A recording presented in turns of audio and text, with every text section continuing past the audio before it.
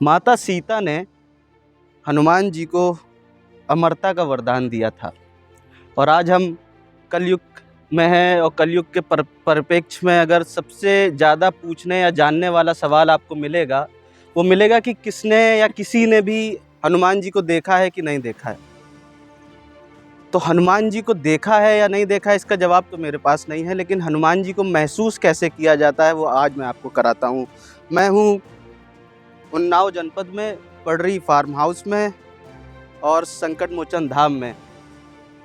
हमारे साथ हैं विनय भैया, विनय शंकर दीक्षित जी, हमारे साथ हैं राही जी।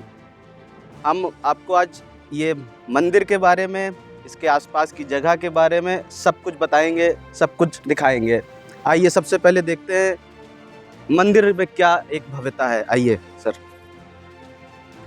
जय हो बाबा की। सर ये कहाँ स्थित है और कैसे, इसके बारे में थोड़ा हमारे दर्शकों को बताएं कि कैसे इसकी प्रेरणा आई या कैसे इसकी शुरुआत हुई। जी राहुल जी, बहुत बहुत धन्यवाद आपको, बहुत स्वागत है आपका यहाँ सिद्ध संकट मोचन धाम में। ये उन्नाव मुख्यालय से राहुल जी करीब 22 किलोमीटर की दूरी पर पडरी ग्राम पहुँचने के पूर्व ही मंगत खेड़ा से पडरी मार्ग है, उसी मार्ग पर पडरी से करीब 1-1.5 किलोमीटर पहले ही है। और ये हमारे फार्म हाउस में के बीच में अवस्थित है। फार्म हाउस में ही है सिद्ध संकट मोचन धाम। और इसकी बाबा विराजित हुए सन 2004 में हमारे अग्रज, हमारे बड़े भाई डॉक्टर उदय शंकर दीक्षित, जो IIT में प्रोफेसर हैं, IIT गुवाहाटी में, उनकी सत्प्रेरणा से और उनके एक अनुजवत प्रतुल अग्रवाल अभियंता इंजीनियर, उनकी भी अभिलाषा थी, इच्छा थी। तो 2004 में डॉक्टर उदय शंकर दीक्षित भाई जी की प्रेरणा से और अतुल अग्रवाल जी की शुभेच्छा से बाबा यहाँ विराजित हुए सन 2004 में। 2014 में कुछ नवनिर्माण हुआ और 2023 में अभी कुछ और नवनिर्माण हुआ। बाबा के पृष्ठभाग में एक गोलकच्छ का निर्माण हुआ, अभी आपको हम उसका दर्शन कराते हैं। और बाबा में ये आस्था है, सीता जी ने वरदान दिया था, आपने बहुत अच्छी बात कही, अमरता के अमरत्व की वरदान दिया था। तो उसमें रामचरितमानस सुंदर कांड में आता है, सुंदर प्रसंग आता है, सीता जी ने कहा अजर अमर गुण निध सुत होहूँ करहूँ बहुत रघुनायक छूहूँ। माता हनुमान जी ऐसे एक देवता हैं जो अजर हैं, अमर हैं। और आपने अनुभूत की बात कही, हनुमान जी के दर्शन आज भी किए जा सकते हैं। आप यूँ ही दर्शन करिए, साकार रूप में विराजित हैं बाबा। मैं सौरभ जी को एक बोलना चाहूँगा कि थोड़ा सा दर्शकों को मंदिर को दिखा दें, हनुमान जी को दिखा दे, दर्शन कराइए सबको। और मैं एक बात बताऊं कि हनुमान जी को के दर्शन आप पूर्णतया कर सकते हैं। आप हनुमान जी आपसे बात करेंगे, हनुमान जी से आप कुछ बोलेंगे, केवल आपको दिव्य चक्षु चाहिए। आपके अंदर हनुमान जी के दिव्य दर्शन के लिए, दिव्यात्मा, दिव्य परमात्मा के दर्शन के लिए आपको दिव्य चक्षु की आवश्यकता है। यदि वो दिव्य चक्षु आप अपने अंदर जागृत कर लें, आप दिव्य चक्षु अपने खोल दें, तो मैं समझता हूँ आप साकार रूप में हनुमान जी के दर्शन करेंगे। आपको ये विश्वास होना चाहिए। और तमाम भक्त आते हैं, मैं समझता हूँ उनकी तमाम समस्याओं का निराकरण यहाँ प्रकृति के प्रांगण में विराजमान है। आप देखिए राहुल जी, इधर बहुत बड़े भक्त आते हैं। इधर हमारे ये देखिए, इधर उनके लिए हनुमान चालीसा भी लिखी हुई है जी। ये हनुमान चालीसा ये पंडित रविकांत दीक्षित जी हैं। उन्होंने अपनी मेरी माता तुल्य ज्ञानवती दीक्षित जी हैं, उनकी पावन स्मृति में इसको यहाँ पे हनुमान चालीसा इसको तो यहाँ पर लगवाया है। और उनके सुपुत्र हैं डॉक्टर राजू दीक्षित, IPS हैं, इस समय SP इकोनॉमिक ऑफेंस विंग में, आर्थिक अपराध शाखा में मेरठ में है। वो अक्सर यहाँ दर्शन करने के लिए भक्तगण आते हैं। तो ये देखिए, इधर भक्तों के लिए हनुमान चालीसा लिखी हुई है। आप इधर आइए तो मैं दिखलाता हूँ। मेरी माता जी की स्मृति में हमारे पिताजी पंडित कृष्ण शंकर दीक्षित की ओर से ये हनुमान जी की आरती लिखी हुई है। भक्तगण आते हैं, यहाँ बैठते हैं, पाठ करते हैं और उनकी समस्याओं को बाबा दूर करते हैं। आप ये देखिए, पृष्ठभाग में, बाबा के पृष्ठभाग में गोल कक्ष है। जी। पृथ्वी गोल है, ऐसे कुछ विचार आया कि कच्छ भी गोल होना चाहिए। जी, जी, मेरा यही सवाल था आपसे कि ये विचार कैसे आया आपको? तो लगा पृथ्वी गोल है तो कच्छ भी क्यों ना गोल हो। हमें लगा हम गोल पृथ्वी में बैठे हैं। और जब दर्शन होते हैं, मानुष कहते हैं बड़े भाग मानुष तन पावा, तो मनुष्य का तन भी बड़ा भाग्यशाली है। हम आराधना करके, ईश्वर आराधना करके, और समस्त जीव जंतुओं में मनुष्य को श्रेष्ठ माना गया है। तो हम अपने जीवन को सफल कर सकते हैं और सुफल को प्राप्त कर सकते हैं। तो ये देखिए गोल कक्ष है। यहाँ बड़ा आप साधना कर सकते हैं, ये साधना कक्ष कह सकते हैं, विश्राम कक्ष कह सकते हैं। और बगल से यहाँ पे पार्श्व भाग में ये लोहे का जीना लगा हुआ है, आप जा करके पूर्ण हवा का आनंद ले सकते हैं। ये वो स्थान है राहुल जी जो प्रदूषण मुक्त स्थान है, यहाँ पे जल शुद्ध है। देखिए आप इधर की ओर दिखलाइए सौरभ जी, आप देखिए उधर हैंड पाइप लगे हुए हैं, इन्हीं हैंड पाइप का जल हम लोग पीते हैं। और यहाँ किसी आरओ की आवश्यकता नहीं है, किसी आरओ की आवश्यकता नहीं। और मैं जो आरओ का जल हम लोग पीते हैं या जो मिनरल वाटर पीते हैं बोतलों में, प्लास्टिक की बोतलों में आता हुआ, उससे कहीं लाख दर्जे यहाँ का शुद्ध जल है। मैं तो आता हूँ यहाँ के जलपान अवश्य करता हूँ, मुझे लगता है सबसे श्रेष्ठ प्रसाद हमें यहाँ का जलपान हो गया, तो मैं इसका जलपान करता हूँ। और यहाँ पे देखिए कि इस समय कितना प्रकार आनंद आ रहा है। आप देखिए प्रकृति के गेहूँ हम सभी लोग खाते, गेहूँ की रोटियाँ खाते हैं, पूरे देश और विदेश में सभी जगह खाया जाता है। लेकिन गेहूं के पौधे, आप लोग को जो लोग दर्शक आपके हैं वो देखेंगे इसको आपके चैनल के माध्यम से, लेकिन वो आकर के साकार रूप से भी कभी देखें कि जो गेहूं को हम खाते हैं उसके पौधे कैसे हैं। ये मेवालाल जी का परिश्रम है। ये मेवालाल हमारे कृषक हैं, हमारे कृषक भाई हैं, हमारे मित्र हैं, हमारे अनुज हैं, हमारे भतीजे भी समझिए, भतीजे इनको हम जो गाँव में हमारे रिश्ते बहुत ज़्यादा अच्छे चलते हैं। जी, जी, जी। तो हमारे इनके परंपरागत रिश्ते हैं। जो गांव है आपका, हाँ, वो इसी से लगा हुआ है कि यहाँ से कुछ दूरी पे है? कुछ ही दूरी पे है, ज्यादा दूरी पे नहीं। बीच में खेत है, बस केवल खेतों का अंतर है। बाकी के जो बस्ती के बीच में बस्ती ही बस्ती है, बस्ती के बाहर खेत है। अभी हम लोग बस्ती से बाहर है यहाँ पे। तो आप ये देखिए यहाँ गेहूं के इस समय पौधे लगे हुए हैं, हरियाली चारों तरफ है। कुछ अन्य पौधे भी लगे हुए हैं, जैसे वो वृक्ष आप देख रहे हैं। चलते हैं। एक सवाल रह गया है जी कि ये जब मंदिर बना था तो मूर्ति की प्राण प्रतिष्ठा कब हुई थी? प्राण प्रतिष्ठा की 2004 में ही हुई। 2004 में प्राण प्रतिष्ठा हुई और फिर धीरे धीरे समय बाबा की जैसी कृपा और प्रेरणा होती गई। और कुछ बाबा जो कि किसी कार्य को करने के लिए अर्थ की भी महती आवश्यकता होती है, तो वो जैसे कुछ व्यवस्था होती गई तो फिर इसमें ये छत का निर्माण हुआ। ये जो आप देख रहे हैं जिस हम लोग चबूतरे में बैठे हुए, इसका कुछ और इसका विस्तार हुआ यूँ कहें। और विस्तार होने के पश्चात जब यहाँ बाबा का दरबार अब इस लग गया कि अब यहाँ बन सकता है। इसके पीछे पहले एक छप्पर वगैरह था बाबा के पृष्ठभाग में, लेकिन वो कई बार बड़ी क्षतिग्रस्त शीघ्र होता था। तो अब ये लगा कि नहीं, बाबा के भक्तों के लिए भी कुछ चाहिए बाबा से भक्तों के लिए भी कुछ व्यवस्था यहाँ हो जाए, कोई भक्त आए, हम लोग कभी आते हैं बाबा के दर्शन करने के लिए तो बैठ सके। तो फिर वो एक कच्छ का निर्माण, गोल कच्छ की एक अवधारणा आई कि गोल कच्छ बन जाए। कि पृथ्वी गोल है तो ये गोल होता ही चला गया, यूँ कह दीजिए सने अनायास है। शौचालय भी एक है जहाँ बाथरूम वगैरह कोई महिलाएं आती कभी दर्शन करने के लिए, तो व्यवस्था वो भी की आवश्यक, धीरे धीरे आवश्यक व्यवस्था हो रही है। और हम लोगों को लगता है कि हम लोग आपाधापी की ज़िंदगी में शहर में हैं, नगर में हैं, लेकिन राहुल जी ये हमारी जड़ें हैं। जड़ों को छोड़ना अगर आदमी छोड़ देता है तो फिर वो निर्मूल हो जाता है। बिल्कुल सही, बिल्कुल। तो ये हम अपनी जड़ों से जुड़े हैं, ये कह लीजिए आप। और आप इसका साक्षात उदाहरण आपने राहुल जी देखा होगा, कोरोना काल में आप देख रहे थे, कोई मुंबई में रहता है महानगरी में, कोई किसी माया नगरी में रहता है, लेकिन उस संकट के भयावह काल में लोग अपने गाँव की ओर, अपनी जड़ों की ओर वापस गए। तो गाँव की ओर प्रस्थान कर रहे थे, पुनः वापसी हो रही थी। तो हम सोचते हैं हमें ऐसी नौबत क्यों है, हम गाँव से जुड़े रहें, चाहे जहाँ रहें व्यवस्था के लिए। आज हमें न्यायिक क्षेत्र में हमारी आवश्यकता है, ईश्वर ने हमें वो रूप दे रखा, वो भूमिका दे रखी है। तो हम अधिवक्ता के रूप में अधिवक्ता का भी कार्य करते हैं, कवि रूप में आते हैं, बाबा का जो प्रसाद मिलता है उसको हम उसको भी लोगों को वितरित करते हैं। जो इनकी प्रेरणा से जो शब्द का प्रसाद मिलता हमें, वो हम वितरित करते हैं।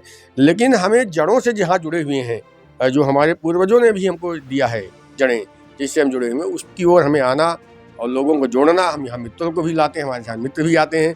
आज आप भी यहाँ आए हमारे साथ में, राही जी आए, राही जी प्रायः ही आता हूँ मैं, राही जी पे आता हूँ जी, आप भी आते रहते हैं अक्सर, सौरभ पांडे भी आते रहते हैं, और भी मित्रगण आते हैं। तो बड़ा आनंद आता है कि आप लोग यहाँ प्रकृति आते हैं, जुड़ते हैं और पूर्ण आनंद लेते हैं। और हम अभी आप चलते हैं कुछ और। हमारे साथ राही जी हैं और अक्सर यहाँ पे आते हैं, अच्छा लगता है इनको। राही जी, इस मंदिर या इस प्रांगण के बारे में आपको क्या सबसे अच्छा लगता है? देखो राहुल जी, हम तो शहर उन्नाव में ही रहते हैं और हमारा गांव भी यही जिला उन्नाव में ही है। तो हम जब यहाँ आते हैं तो हमको बहुत अच्छा लगता है, आत्मिक सुख मिलता है।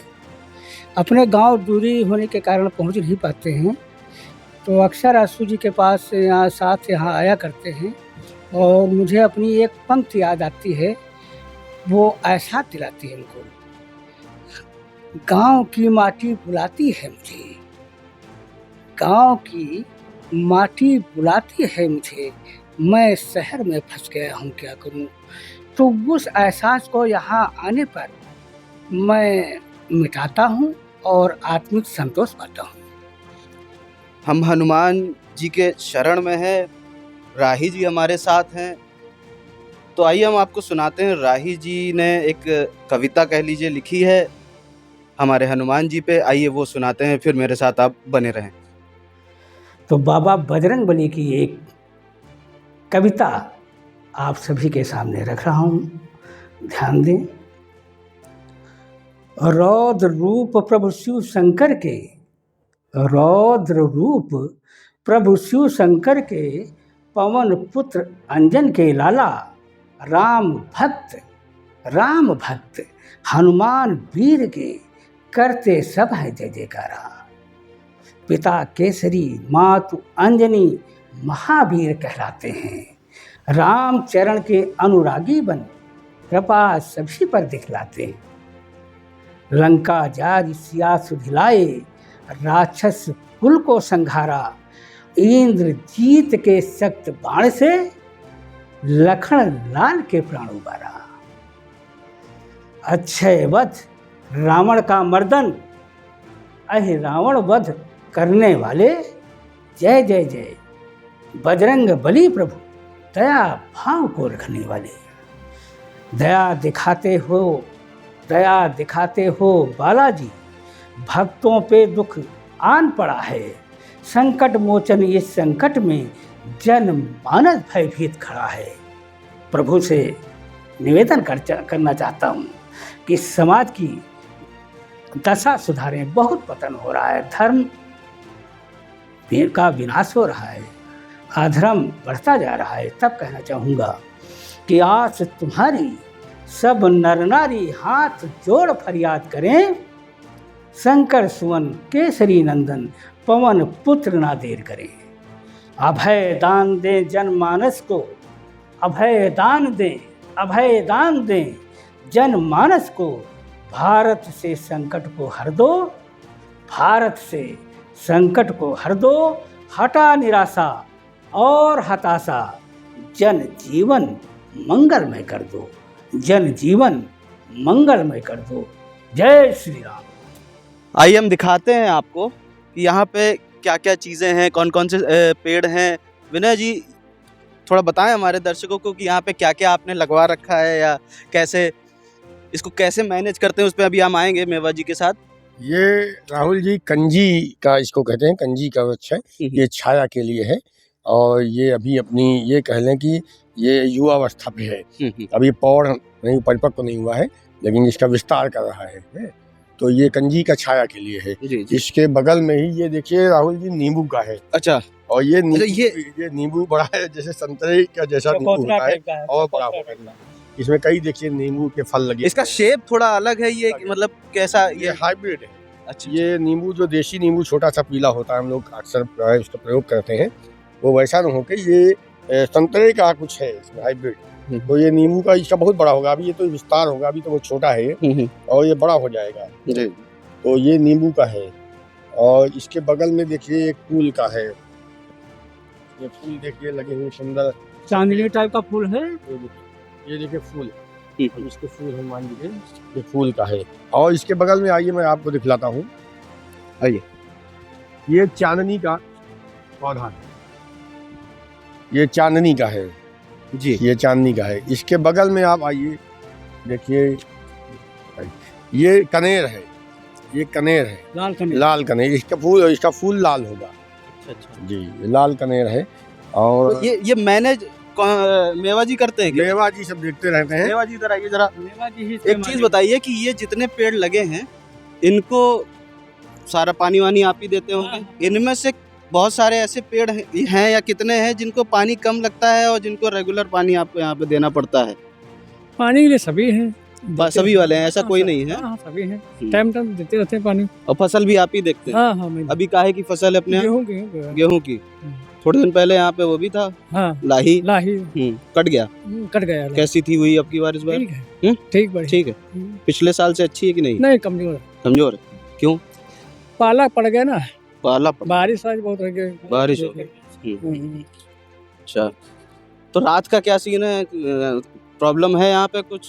हाँ जानवर की प्रॉब्लम है। जानवर हैं? नीलगाय हैं, सुअर हैं, सुअर भी आते हैं? हाँ, गाय हैं। हाँ।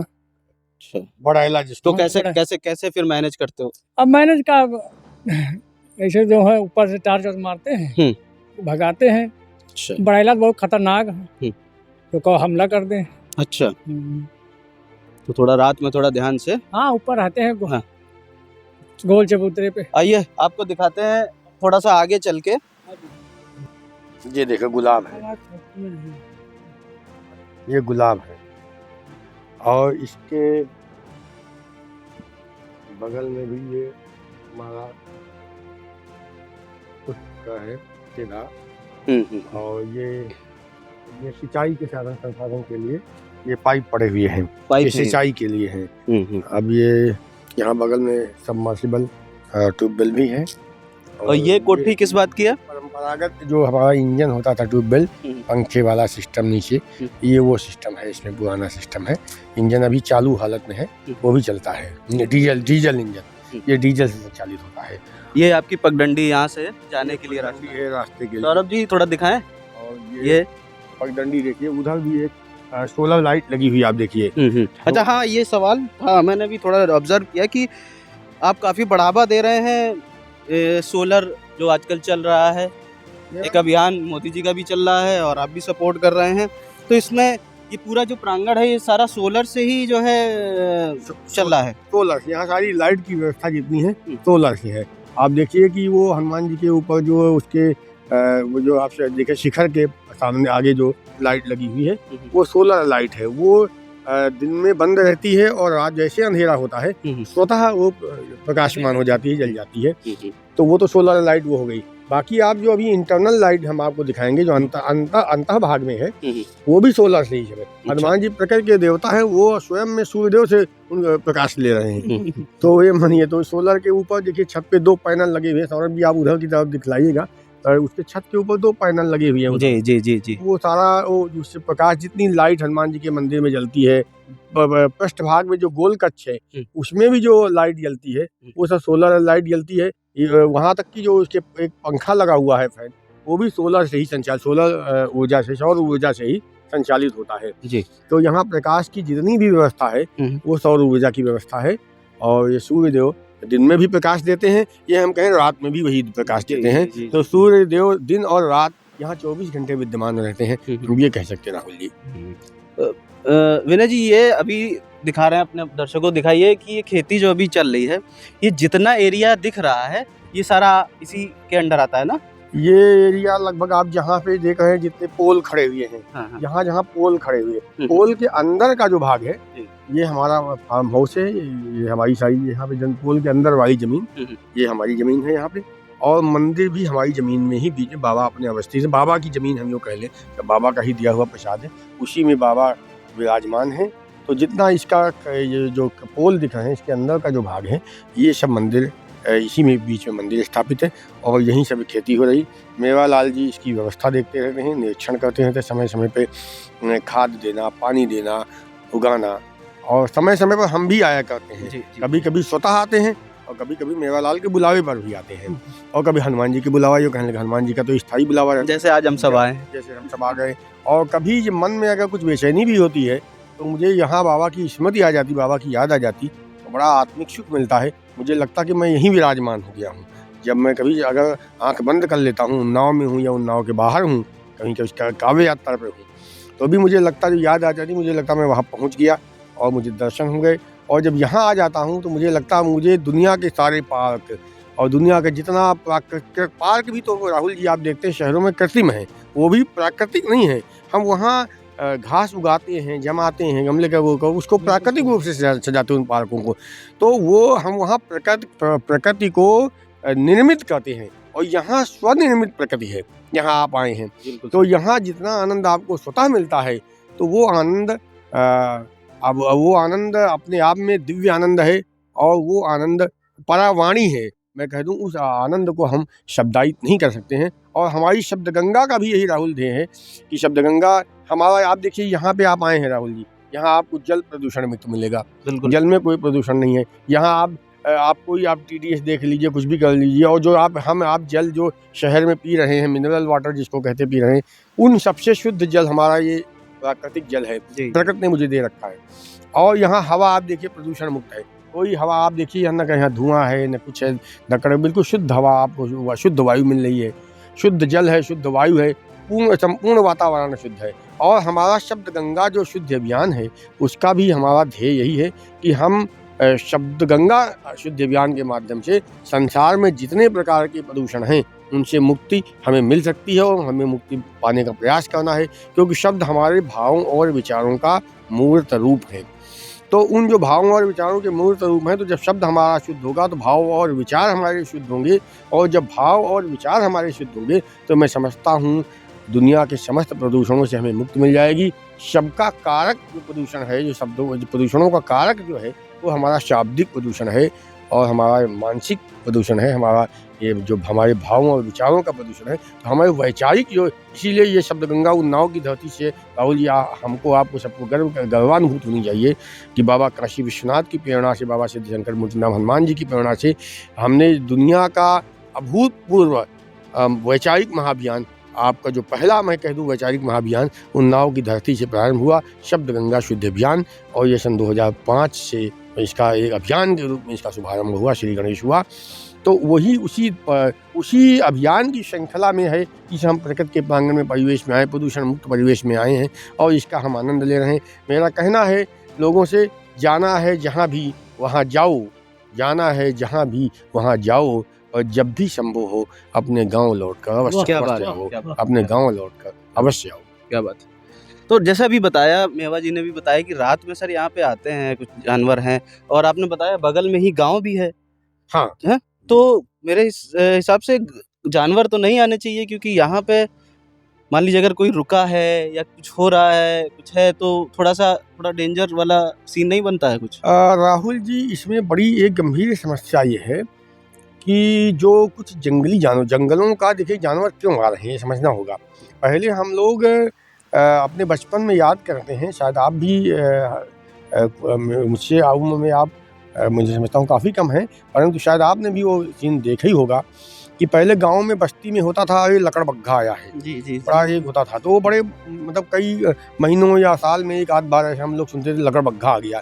तो होता था क्या, वो जैसे वो जंगल से कहीं दिग्भ्रमित हो गया और गाँव की बस्ती की तरफ आ गया, तो लोग घबराते थे, लेकिन वो चला जाता था। आज जो है जंगलों का अभाव हो गया है। जंगल तो अब तो ये जैसे लकड़बग्घा जैसे जंतु या जैसे बड़ैला है जिसको अभी जंगली शुअर कह रहे थे, जंगली शुअर पहले कभी नहीं था। मैं समझता हूँ जंगलों का अभाव, जंगल से वो निष्कासित हुआ, जंगल दूर हुए, जंगल उसके मिटे, जंगलों की संख्या कम हुई, तो वो शायद वो गाँव की वो या शहरों की ओर भाग रहा। तो अब वो शहरों की ओर भागा था, उसको पेट है, ईश्वर ने पेट उसको भी दे रखा है, उसके पास कोई अलग से जमीन है नहीं, बड़ैला के पास इस जमीन का भूमंडल का स्वामी मानव है। तो आप ये समझिए वो जाएगा तो कहाँ, तो वो अपने अब वो तलाश में आता है यहाँ की, भाई उसको कुछ अपनी क्षुधा मिटानी है, तो वो यहाँ अटैक करता है। अगर किसान के सम्मुख संकट ये है कि वो जो बड़ैला खा जाएगा तो वो क्या खाएगा, तो अब वो अपने इसकी रक्षा के, और जब बड़ैला जब बताया जंगली शुअर है वो खतरनाक डेंजरस भी काफ़ी है, तो उससे बचाने के लिए वो रात जागरण करते। कई बार बच्चों पे तो हमले भी कर चुके हैं, एक आध तो बेचारों को अपने उनके प्राण पखेरु उड़ गए, ये कहने हम, तो ऐसी भी स्थिति हुई है।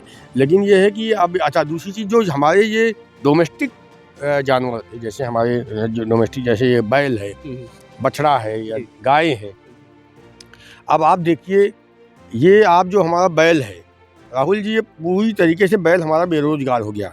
इस क्षेत्र में तो बैल बेरोजगार हो गया। आज आदमी नहीं, मैं कहता हूँ बैल बेरोजगार हो गया। आदमी तो जो बेरोजगार है वो तो है ही बेरोजगारी अपनी जगह पे, लेकिन हमारे पशु जो जो हमारे साथ साथी बन के काम करने वाले थे कि हम उनको बराबर, गाय अपने हर घर में, प्रायः हमारे गाँव में गाय होती थी, भैंस होती थी। आज आप देखिए गाँव में किसी के पास बड़ी मुश्किल से कुछ घर मिलेंगे जिनके पास गाय भैंस होगी, अन्यथा वो उसका रूप बदल गया है। अब वो डेयरियाँ होने लगी हैं और वो उसके यहाँ एक डेयरी वाला रखेगा, 10 गायें रखेगा, 20 गायें रखेगा, लेकिन जो घर घर होता था वो लगभग समाप्त हो चुका है।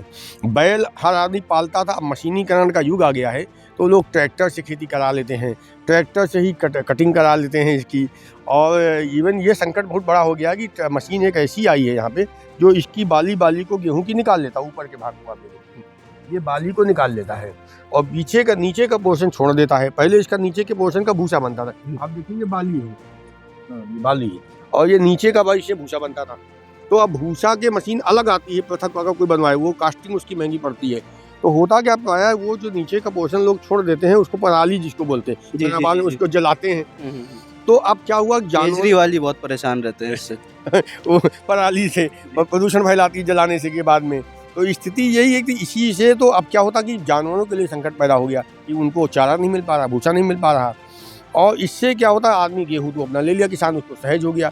तो पहले क्या हम लोग करते थे कि बैलों का इस्तेमाल करते थे जुताई के लिए, जब बैल हमारे वाहन में भी इस्तेमाल करते, गाड़ी बैल होती, हम लोगों ने गाड़ी बैल, राहुल अपने बचपन में हमने गाड़ी बैल चलाई है, मैंने भी चलाई है और मुझे गाड़ी बैल खूब की बनाने की, अरे मुझे गाड़ी बैल चलाने का बड़ा शौक था और उसको गाड़ी बैल भगाने का बड़ा शौक था। हम लोग भगाते थे एक दूसरे की गाड़ी, वो चले गए हम लोग। पहले हमने कभी एक कविता लिखी थी कि बैलगाड़ी की सवारी भगाई भगावा, पूछो न साथी कितना मजा आवा। तो वो बचपन में वो मेला हम लोग जाते थे, मेले के दृश्य पे कभी लिखा था, कहाँ वो मेला कहाँ वो ठेला, बैलगाड़ी की सवारी भगाई भगावा, पूछो न साथी कितना मजा आवा। तो वो अवधी में, अवधी भाषा में, अपने अवध की भाषा में। तो कहने का मतलब बैलगाड़ी की सवारी का जो आनंद मिलता था वो भी अपने आप में अद्भुत आनंद होता था। और वो अब बैल अब वो वाहन नहीं रही, बैलगाड़ी की सवारी हमारा वाहन नहीं रहा। बैलगाड़ी आप चले जाएंगे, मैं समझता हूँ पूरे गांव को देखेंगे, तो मेरे गांव का आप सर्वे करेंगे तो शायद 2-4 घरों में कहीं गाड़ी बैल मिल जाए, अन्यथा गाड़ी बैल आपको नहीं मिलेगा। सबके पास स्कूटर हो गई है, मोटरसाइकिल हो गई है, या साइकिल है, नहीं तो साधन विहीन है, लेकिन बैलगाड़ी नहीं मिलेगी।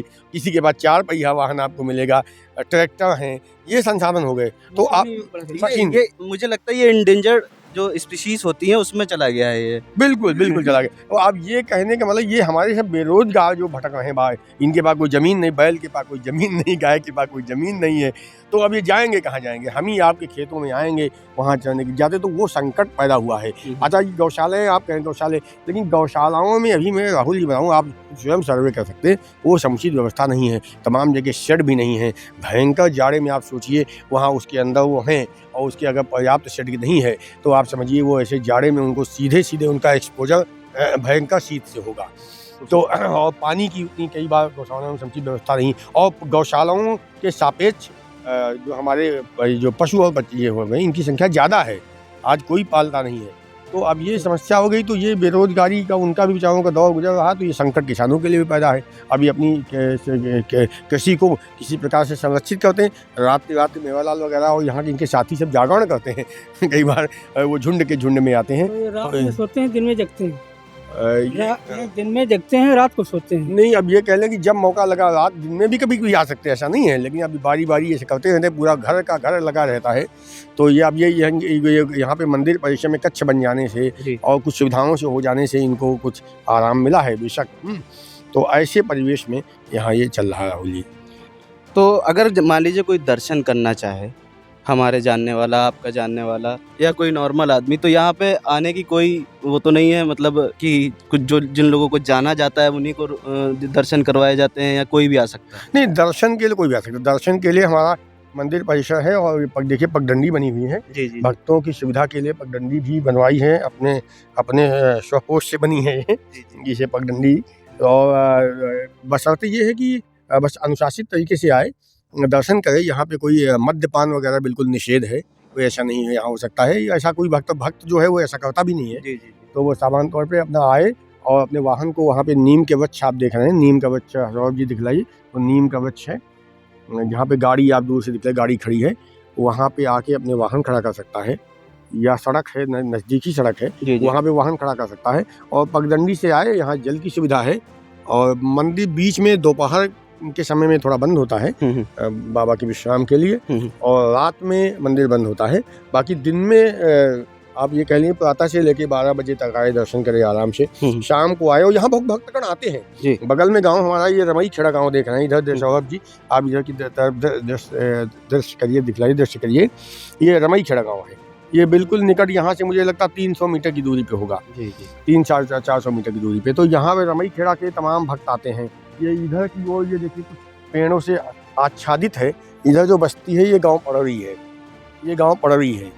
तो ये इधर के भक्तगण आते रहते हैं और अपनी मन्नतें, मैं कहूँ अपनी मन्नतें भी मानते हैं। बाबा यहाँ तमाम जो आते भक्तगण, उनकी कुछ उनकी भक्ति होती है, अपनी जो अभिलाषा बाबा के सम्मुख करते हैं उनकी पूरी होती। और यहाँ छोटी छोटी घंटियाँ बांधते हैं अपने सामर्थ्य के अनुसार, अपनी श्रद्धा के अनुसार यहाँ घंटियाँ बांध देते हैं। उनकी किसी की मनसा पूरी हुई तो बाबा के आया, प्रसाद चढ़ाया, घंटी बांधी, कहीं कुछ किया। और मैं बताऊँ, कोविड काल में एक बहुत महत्वपूर्ण लोगों की एक यहाँ पे ये धारणा बनी, जो भी हो, कि कोई भी व्यक्ति की कोविड में, कोरोना के कारण मृत्यु नहीं हुई जी। वो कोरोना का आक्रमण तो हुआ लोगों में, ये नहीं कह सकते उससे बचे, लेकिन उनको कोई क्षति नहीं हुई वैसी, और वो स्वस्थ हो गए। और मेवालाल जी स्वयं में इसके हैं कि मेवालाल जी भयंकर रूप से ये अस्वस्थ हो गए थे और बहुत ही गंभीर कोरोना से ग्रसित थे, गंभीर रूप से ये।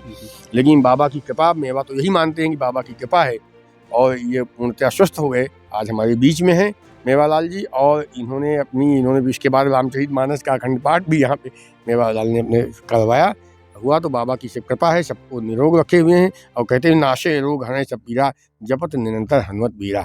यानी बहुत बहुत धन्यवाद आपका, आपने इतनी अच्छी जगह विकसित करी प्रेरणा से। तो दोस्तों, आज हम लोग थे यहाँ पे उद्यान फार्म हाउस में। मैंने दिखाया आपको कैसा यहाँ पे एक प्रकृति की गोद में। आज महाशिवरात्रि के पावन पर्व के अवसर पर मैं विनय आशु, हमारे अत्यंत प्रिय शब्द गंगा के माननीय राष्ट्रीय प्रवक्ता कवि श्रेष्ठ श्री राकेश तिवारी राही जी, और शब्द गंगा के ही माननीय राष्ट्रीय मीडिया प्रभारी, प्रखर पत्रकार, टू योडो न्यूज़ चैनल के संस्थापक प्रिव्यूअर राहुल राम द्विवेदी जी, सौरभ पांडे जी और मेवालाल हमारे साथ हैं।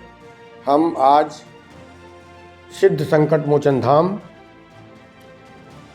जो उन्नाव मुख्यालय से लगभग 22 किलोमीटर की दूरी पर हमारे फार्म हाउस में अवस्थित है, बाबा विराजमान है। आज उस प्रकृति के प्रांगण में हम यहाँ हैं। महाशिवरात्रि की बहुत बहुत हार्दिक शुभकामनाएं, बहुत बहुत बधाई। आप सभी लोगों को बहुत ही भक्तिभाव से संप्रेषित करना चाहता हूँ। और राहुल राम द्विवेदी जी की इच्छा है, इनका प्रस्ताव है कि आज प्रदर्शन के युग में हम लोग आज दर्शन के लिए आए हैं, प्रकृति के दर्शन के लिए आए हैं, बाबा सिद्ध संकट मोचन धाम के दर्शन करने आए हैं। हनुमान जी से श्रेष्ठ कोई कवि नहीं है, वो कवीश्वर हैं। आज हम उनके दरबार में आए हैं। राहुल जी की इच्छा है कि कोई ऐसी कविता मैं प्रस्तुत करूं जो आज आदमी विकास के सच्चे अर्थों को नहीं समझ पा रहा है। तो मेरी एक बिल्कुल ताज़ा कविता है। मेरा आदरणीय प्रिय अपने प्रियवर राहुल राम द्विवेदी जी के माध्यम से, शब्द गंगा चैनल के माध्यम से और टू यूडो न्यूज़ चैनल के माध्यम से आप लोगों से साझा करना चाहता हूँ। कविता का शीर्षक है वाह रे विकास। सुनिएगा। जब से कैमरे वाला मोबाइल फ़ोन लोगों के हाथ में आया है, जब से कैमरे वाला मोबाइल फ़ोन लोगों के हाथ में आया है, तब से फ़ोटो खींचने खिंचवाने का शौक़ चरम पर चला आया है। जब से कैमरे वाला मोबाइल फ़ोन लोगों के हाथ में आया है, तब से फ़ोटो खिंचवाने का शौक चरम पर चल आया है।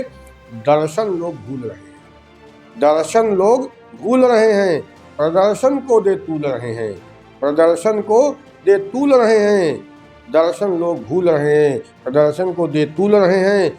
यह दौर भी देखना था, यह दौर भी देखना था, वरना एक जमाना था। यह दौर भी देखना था, वरना एक जमाना था। एक हाथ दान देता था, एक हाथ दान देता था, दूसरा जान नहीं पाता था। एक हाथ दान देता था, दूसरा जान नहीं पाता था। अब तो एक आदमी को 4 केले दान में दिए जाते हैं। अब तो एक आदमी को 4 केले दान में दिए जाते हैं, तो 40 लोग मिलकर 84 फ़ोटो खिंचवाते हैं। तो 40 लोग मिलकर 84 फ़ोटो खिंचवाते हैं। फिर इन फोटोओं को प्रचार के हर प्लेटफार्म पर चिपकाया जाता है। फिर इन फोटोओं को प्रचार के हर प्लेटफार्म पर चिपकाया जाता है। Like comment share, like comment share को सुनियोजित तरीके से बढ़ाया जाता है।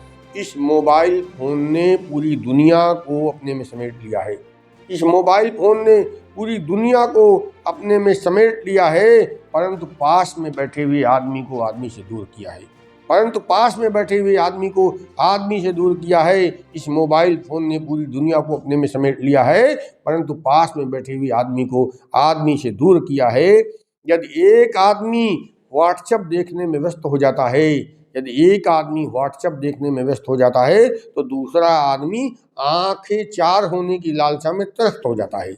यदि एक आदमी व्हाट्सएप देखने में व्यस्त हो जाता है, तो दूसरा आदमी आंखें 4 होने की लालसा में त्रस्त हो जाता है। सेल्फी लेने का भी हद से ज़्यादा चलन है।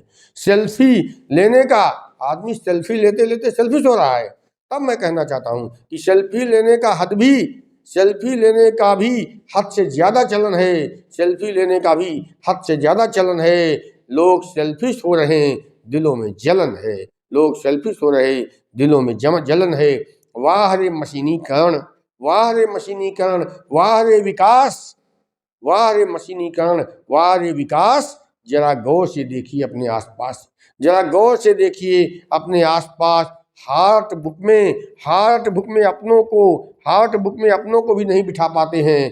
हार्ट बुक में अपनों को भी नहीं बिठा पाते हैं, और फेसबुक में हम गैरों को भी तलाशते हैं, और हम फेसबुक में गैरों को भी तलाशते हैं। हार्ट बुक में अपनों को भी नहीं बिठा पाते हैं, और फेसबुक में हम गैरों को भी तलाशते हैं, हम गैरों को भी तलाशते हैं, हम गैरों को भी तलाशते हैं। धन्यवाद। जय भारत, जय भारती, जय शब्द गंगा। तो दोस्तों ये था आज का एक छोटा सा एपिसोड।